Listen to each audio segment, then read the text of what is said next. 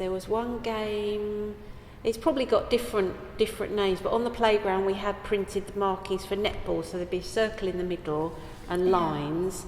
So we called it the whirlpool game. I think it's got other names. So somebody would be the monster and they would stand in the circle at the middle, and then you'd all line up at one end and say you can only go across if you're wearing something blue, for instance. So you'd all go from one line to the other line, and if you were wearing something blue, the monster couldn't catch you, but if you weren't, the monster could catch you, and then if he caught you, you'd be the monster. So that was one game.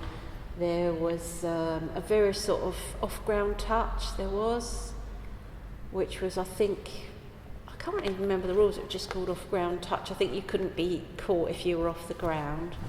And there was another game, some people called it scarecrow, some people called it stuck in the mud, where if somebody caught you, you had to stand there like that with your arms out to the sides, and somebody could release you if they touched you. There was dares and truths. That was where you'd either do a dare or tell the truth. Somebody would ask you a question and you'd choose a dare or a truth.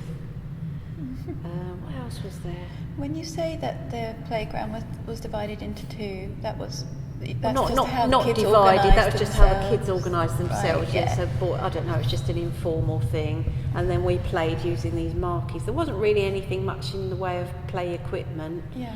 And there was another game we used to play where we'd play on the line. So it was like a chasing game, but you had to run on the lines. You couldn't run anywhere off the lines. So that made it a bit more difficult to run away from the person that was chasing you. And wherever the line met a wall, that was a safe space where you could go to. That was like, it was kind of train game. You pretend you were trains and the lines were the lines and stations.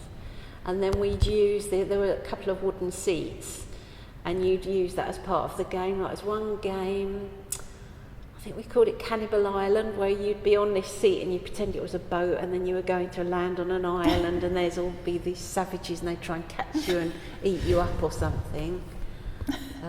So it's imaginary things, really.